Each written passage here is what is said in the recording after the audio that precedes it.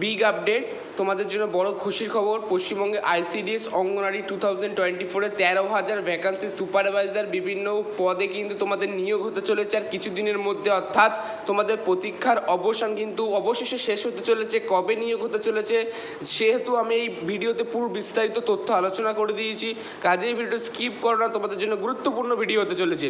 যাই হোক, লোকসভা ভোট কিন্তু শেষ। তোমরা জানতে যে লোকসভা ভোটের পরে দাদা কবে বেরোবে। হ্যাঁ, প্রতীক্ষার অবসান শেষ। তোমাদের অবশেষে কিন্তু জুনের লাস্ট উইকে বা পরের মাসের প্রথম উইকে কিন্তু তোমাদের আইসিডিএস এর ফর্ম তোমরা হাতে পেয়ে যাবে।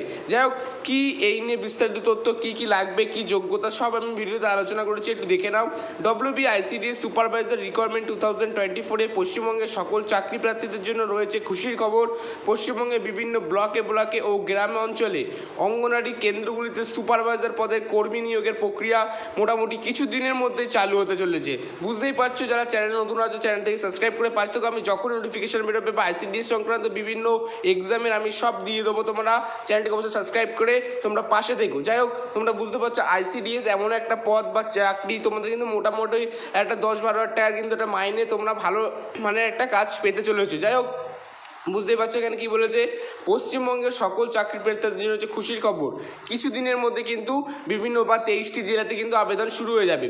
ঠিক আছে, 23টা জেলা আমি কিন্তু ভিডিওতে দিইনি, কিন্তু 23টি জেলা তোমরা যেগুলো আছে সেগুলো আমি কমেন্ট করে জানো, আমি জানিয়ে দেবো।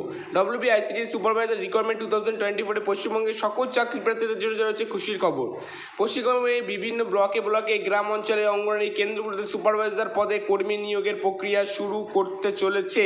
ঠিক আছে, তোমরা বুঝতে পারছো। আর 23টি জেলার মধ্যে আমি কিছু জেলার নাম বলছি, সেগুলো একটু মনে রাখো, কিন্তু সবটা দেওয়া হয়নি। তোমরা একটু কমেন্ট করে জানাও কোথা থেকে বলছো, আমি অবশ্যই কমেন্টে জানিয়ে দেবো। ঠিক আছে, দার্জিলিং, কালিম্পং, উত্তর চব্বিশ পরগনা, দক্ষিণ চব্বিশ পরগনা, মালদা, হুগলি, হাওড়া, বিভিন্ন জেলা আছে। তোমরা যেখান থেকে থাকো, কোচবিহার, যেখান থেকে থাকো আমাকে কমেন্ট করে জানিও অবশ্যই। ঠিক আছে, তো এবার আসি, একসঙ্গে অনেকগুলি শূন্য পদে নিয়োগের আপডেট উঠে এসেছে। অঙ্গনওয়াড়ি সুপারভাইজার পদে আবেদন কিভাবে হবে বিস্তারিত তথ্য আমি কিন্তু এই ভিডিওতে জানিয়েছি।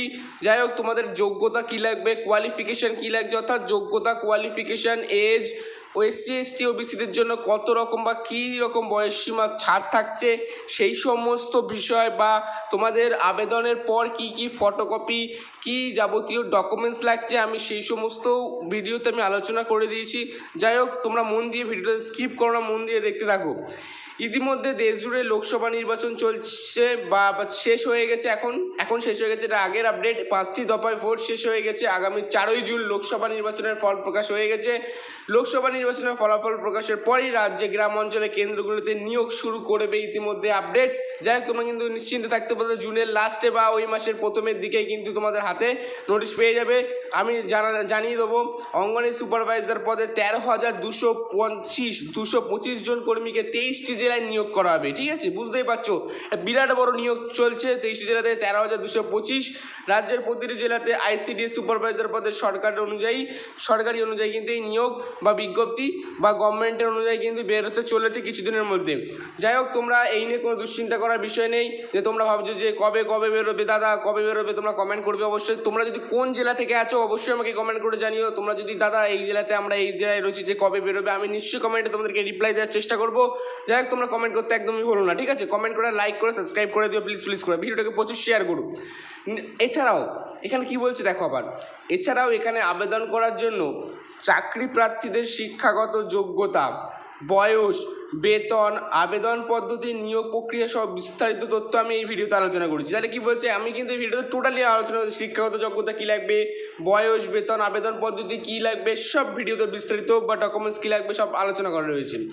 বুঝতেই পারছো ভিডিওটা তোমাদের জন্য অত্যন্ত গুরুত্বপূর্ণ ভিডিও। ইতিমধ্যে দেশ জুড়ে লোকসভা নির্বাচন শেষ।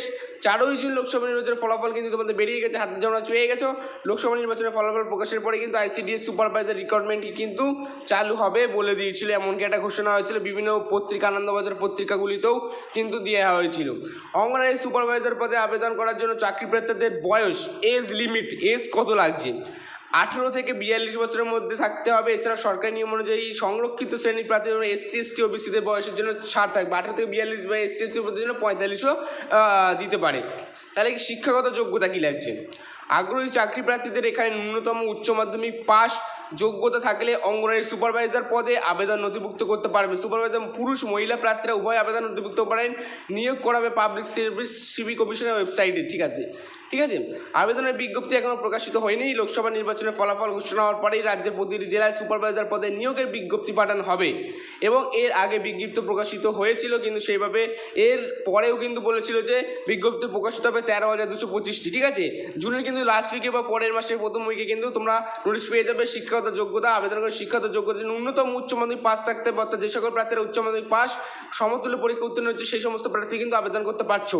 আবেদনকারী বয়স বা এজ, সরকারি প্রকাশিত বিজ্ঞপ্তি অনুযায়ী আবেদনকারী ইচ্ছুক বয়স ন্যূনতম 18 বছর ও সর্বোচ্চ বয়স 45-এর মধ্যে থাকতে হবে। ঠিক আছে, আবেদনের ফর্ম ফিল আপ পদ্ধতি কীভাবে হবে, সিলেকশন প্রসেস, যে সকল প্রার্থীরা এই পদে আবেদন করতে ইচ্ছুক অনলাইনের মাধ্যমে আবেদন করতে পারেন। প্রথমে ইচ্ছুক প্রার্থীকে অনলাইনে অফিসিয়াল ওয়েবসাইটে ফোন নাম্বার ইমেল দিয়ে কিন্তু তোমাদের রেজিস্ট্রেশন করতে হবে। রেজিস্ট্রেশন প্রক্রিয়া সফল হলে ফর্মটি সঠিকভাবে পূরণ করতে হবে। সব প্রক্রিয়া সম্পূর্ণ এবার পুনরায় চেক করে বিভিন্ন প্রসেস দেখে নেও।